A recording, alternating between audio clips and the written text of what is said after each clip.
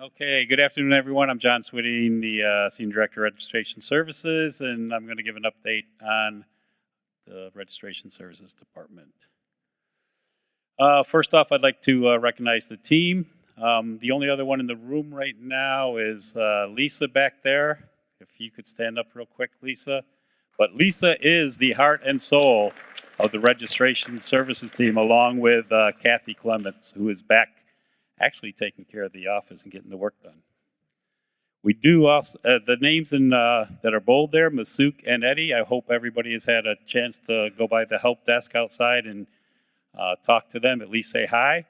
I know some of you are shaking your head because you've been there a lot. And others, if you haven't had a chance, just, tell them how much you appreciate them because they do a lot of work for you. Okay, the core responsibilities for the Registration Services team, of course, is Internet number resources, IPv6 requests, autonomous systems, and IPv4 requests. That is the core responsibilities. Along with now we have this new thing. Well, I guess it's not that new, but it's actually taken over as the most time-consuming task that we concentrate on, and that is the change of authority transactions, which are, of course, better known as transfers. And in ARIN speak, there are 8.2s, 8.3s, and 8.4s. But the full loan names are merger acquisitions and reorgs, specified transfer within the region, and then the inter-RIR specified transfers. And we also spend a little bit of time maintaining the specified transfer listing service.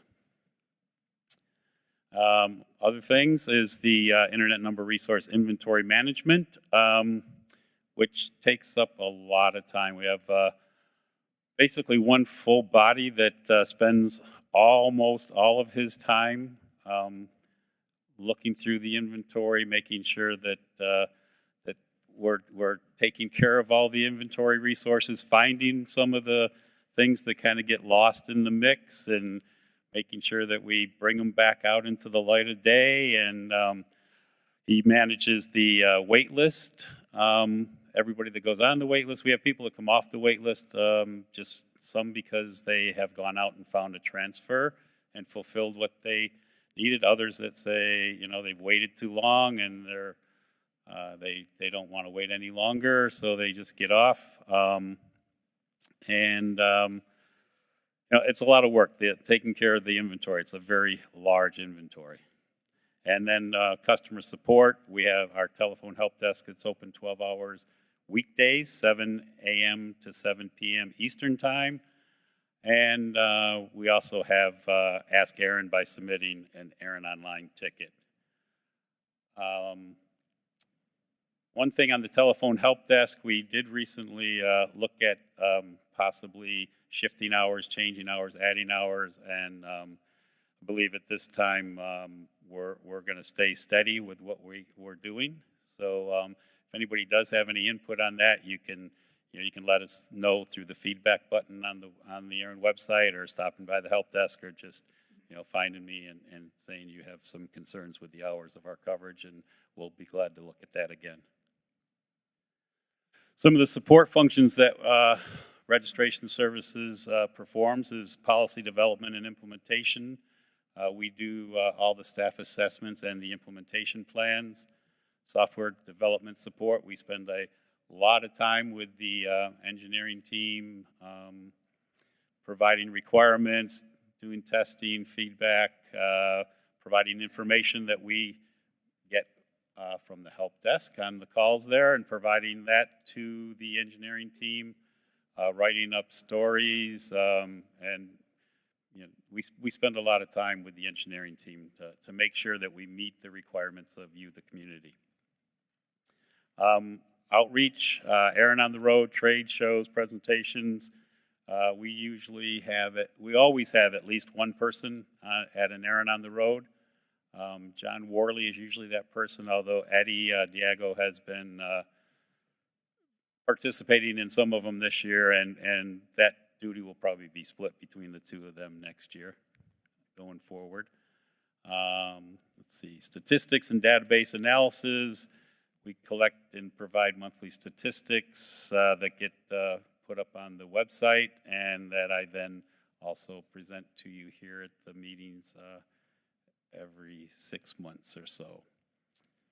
And we also respond to the community or the advisory council or anybody that really wants to know something about the numbers. They can put in a request, and we are glad to perform that if it's possible. Okay, so first stat is organizations served by ARIN. You can see we have 43% of the organizations we support are not under any kind of agreement with ARIN, and therefore there is no fee associated with those organizations. And then the other 57% of the other 57%, 42% of them are end users, and the other 15% are under registration services plan, with the majority of that being your ISPs. There are some end users that have opted to purchase a registration services plan, and basically what that does, it turns them into ISPs. They have all the services available. They get their assignments turned to allocations, and they're automatically a member, and any of the other services that are associated with the ISP. We now call it RSP. Resource requests per month.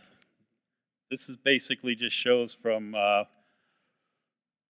just prior to depletion where we were with the IPv4 request, IPv6 and the AS request. And as you can see, IPv4 has taken a dip after that, but then has remained steady across time at approximately 100 requests a month. And ASNs and IPv6 have basically stayed pretty flat across the months. I'll get to another slide and talk about the IPv4 request.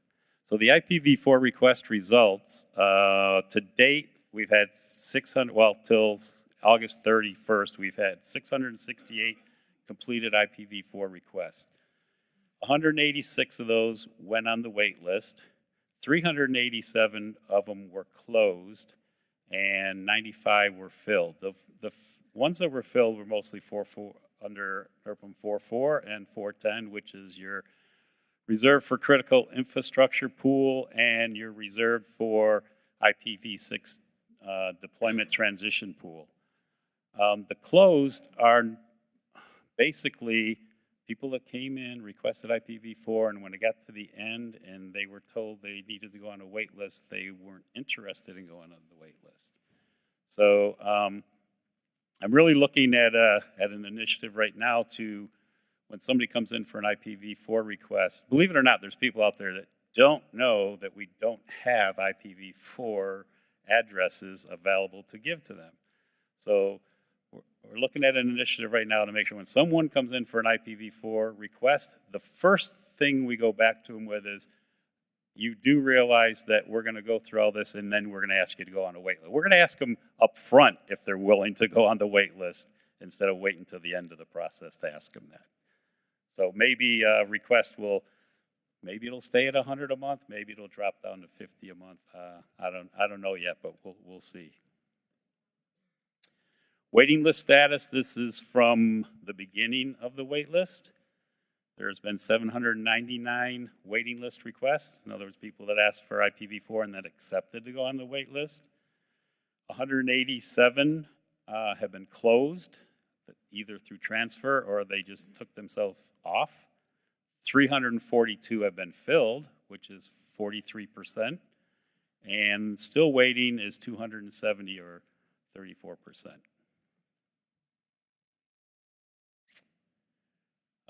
Registration services plan. So these are your ISPs or your end users that have decided to pay for the privilege of having all those services associated with being an ISP. This is their IPv4, IPv6 holdings. 46% of them have IPv4 and IPv6. 9% have IPv6 only, and 45% have IPv4 only. And the answer, somebody asked the question yesterday about legacy being contained in the numbers that I put up from all the RIRs on the NRO report. There is no legacy included in that. It's actually members, which was the title, and members, these are our members. So this is where the 55% come that have IPv6. When you go to our end users, it's a much different story. IPv4 only is 76%.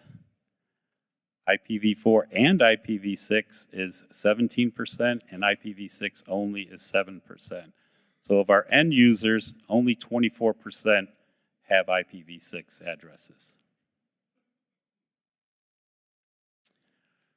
This slide just kind of shows the shift to transfers. If you see back there at the very start, the IPv4 requests were filling most of the requirements and requests for IPv4, and today it has kind of turned upside down to where they're almost all the IPv4 is being transferred, or it's being gained through the transfer process. Okay, transfers completed per quarter has really gone up dramatically, and I actually have numbers for third quarter of this year. I just got them like about 10 minutes ago. There were 636 filled requests, and of those, the merger and acquisitions were 141. The specified within ARIN region was 461, and inter-RIR was 34 for a total of 636. So we're pretty. I'm not sure. My theory is that we're going to stay around that 600 to 700 number, because I think we're at the point where we've reached capacity of the system's ability and the department's ability to get it through, and that's why we're looking at the transfer log and some other good areas to automate this process. But right now, some fly right through, and I can tell you those are the ones where it's been a direct allocation or a direct assignment from ARIN, and we can see the chain of custody very easily, and it's real easy to get that paperwork in and approve it. However, most of the transfers are not those addresses. It's actually the legacy addresses that take quite a bit of time to get the legal documentation. They've changed hands. The rules were a lot different back then. So in order to make sure that we're actually doing the right thing, it takes a lot of time to get the proper documentation in place to know we're doing the right thing.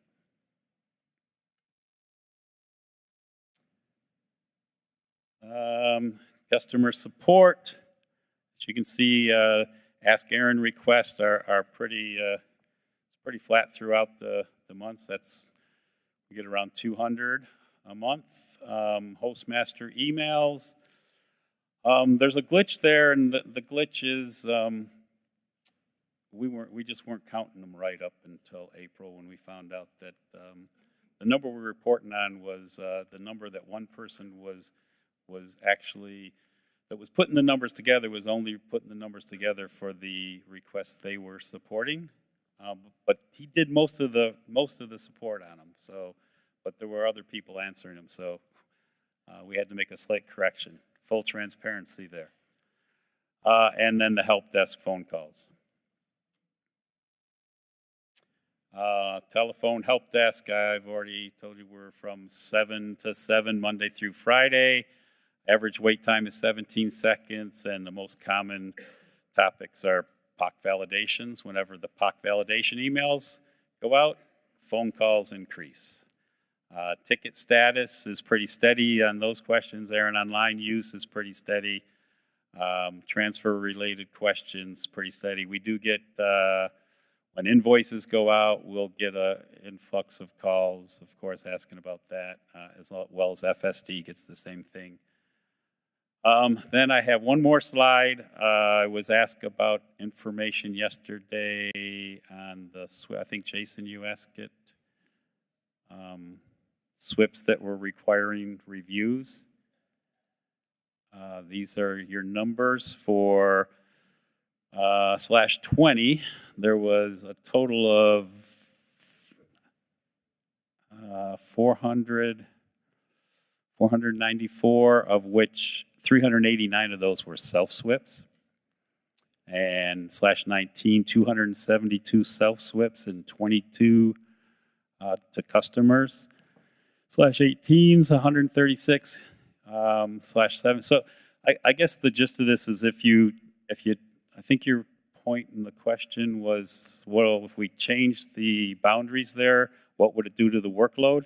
And I think you can see shifting the boundaries a little bit would drastically reduce the workload.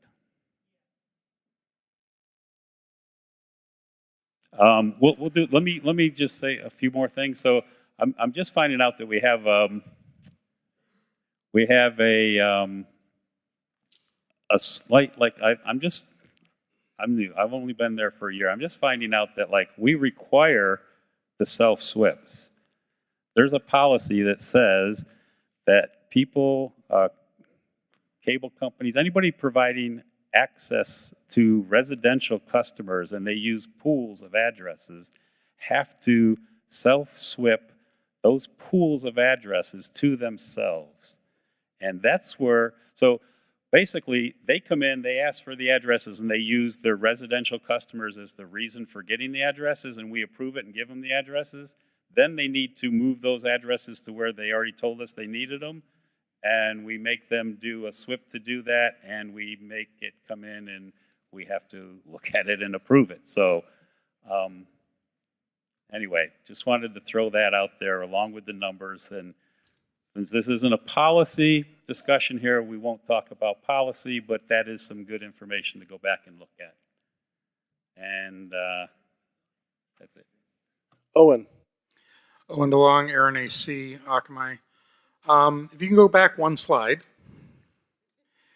As we look at solving this problem, it seems to me that we could probably accomplish more by, in terms of ridiculous workload reduction, by instead of moving bit boundaries around, exempting self-SWIPs from the review policy.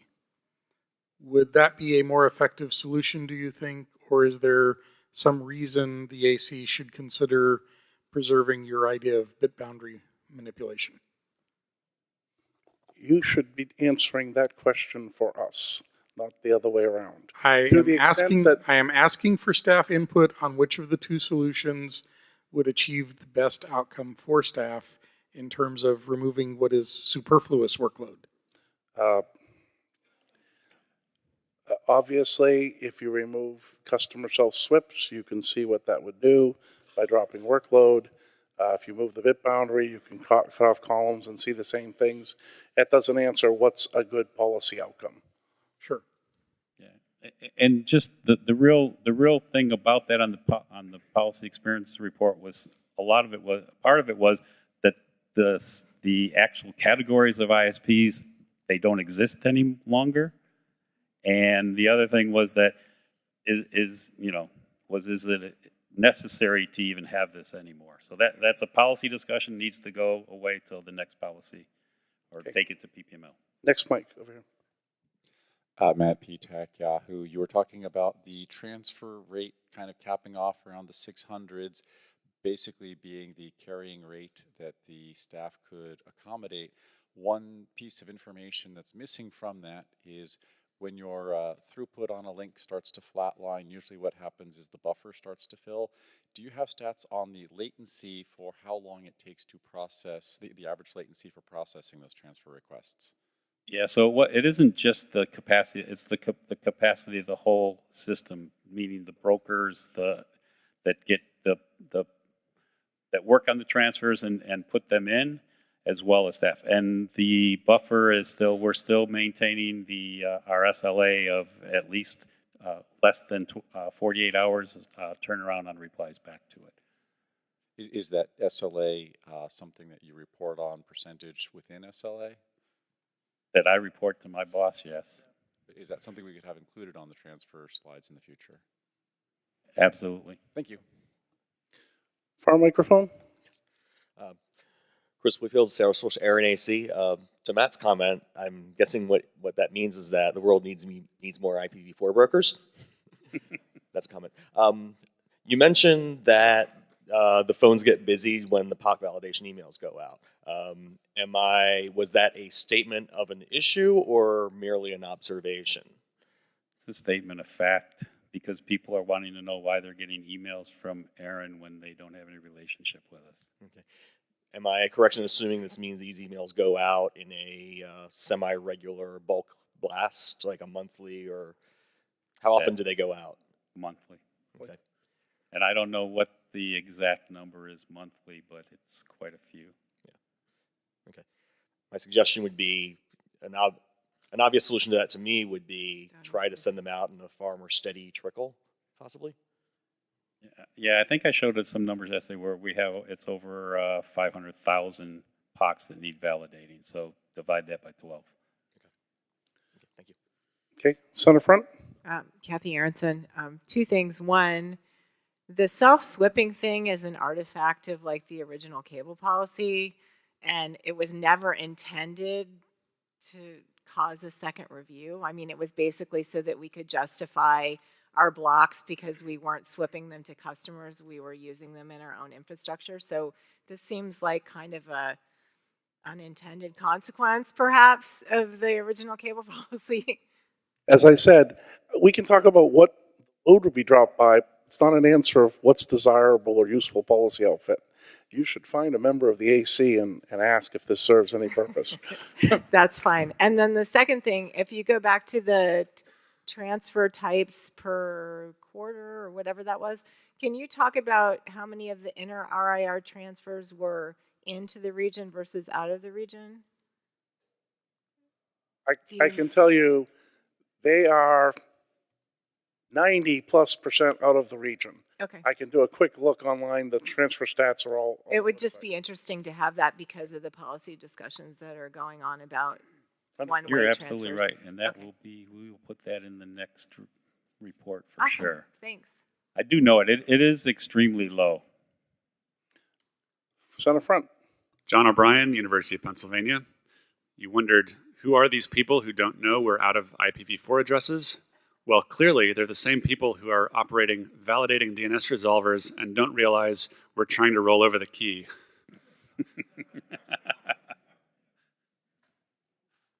Center front. David Huberman.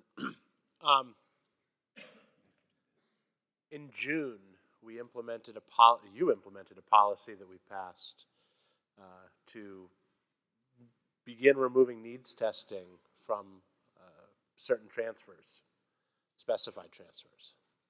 And the statistics that informed that discussion showed that almost all of the specified transfers would fit into this policy.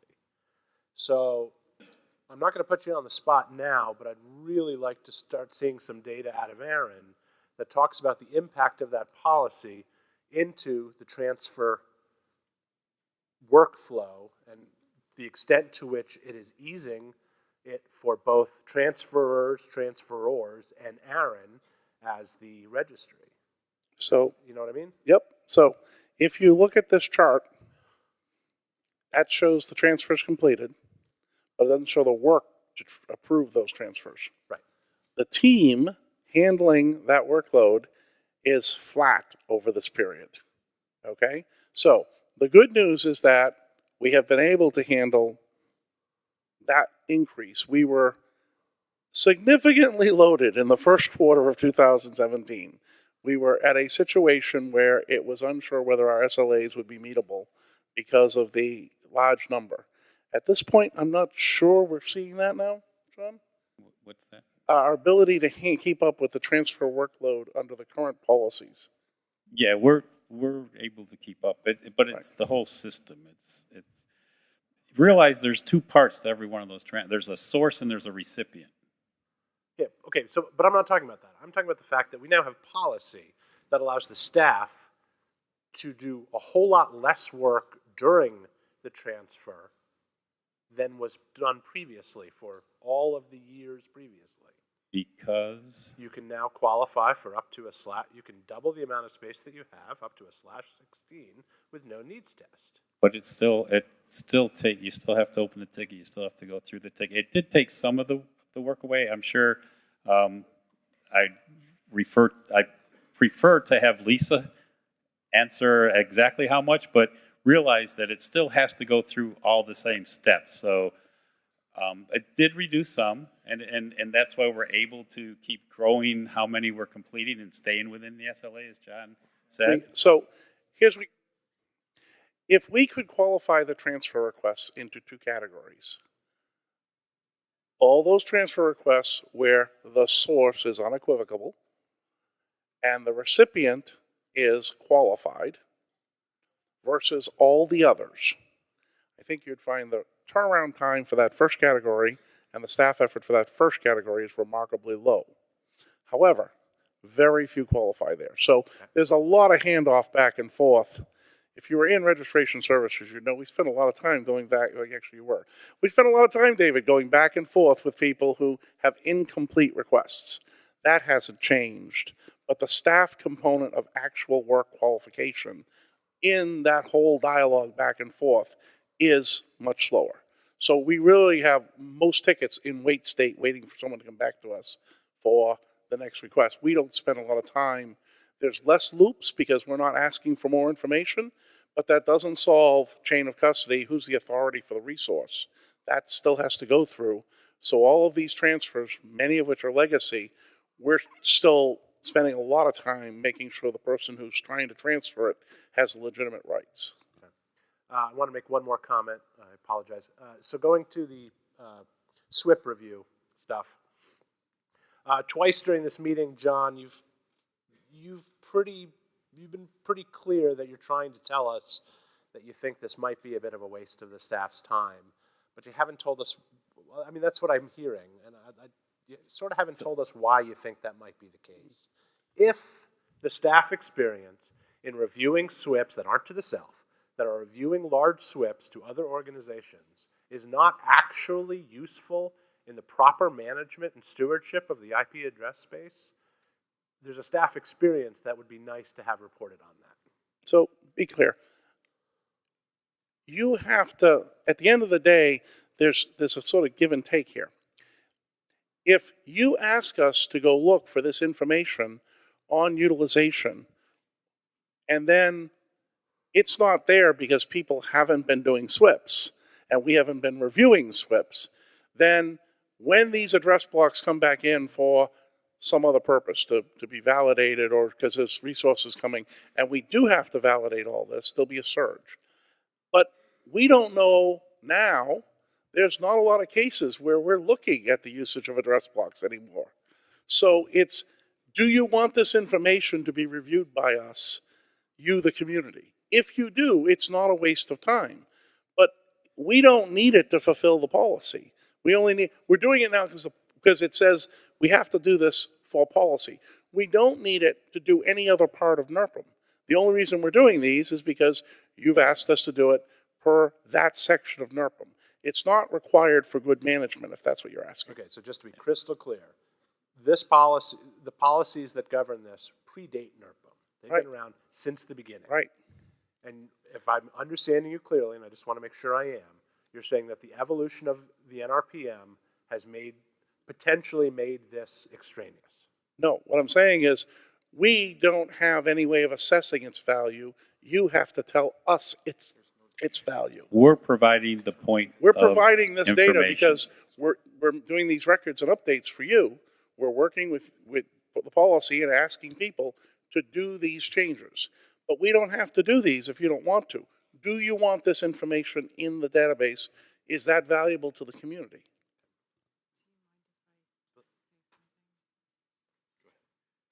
I On the just same want, topic? Yep. yes, this is Kathy Aronson.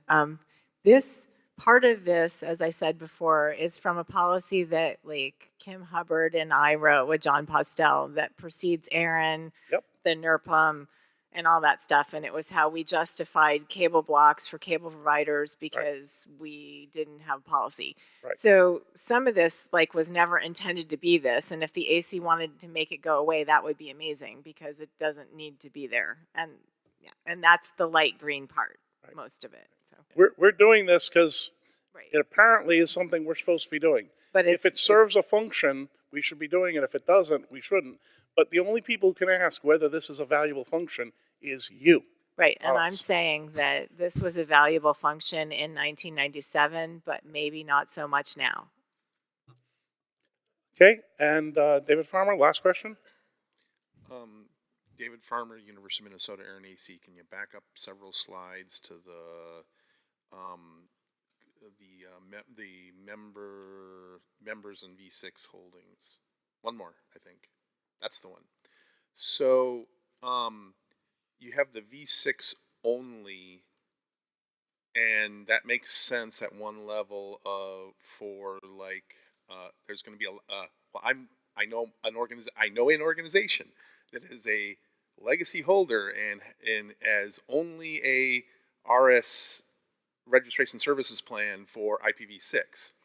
But it's a little disingenuous to say we don't have IPv4 as well. This is done by organization, and you do have to realize there are some parties that have multiple org IDs for whatever reason. And what I'm asking is, you force us to have multiple organizations, a legacy and a non-legacy. This is for our You can RSP consolidate them all up organizations. if you want. Yes.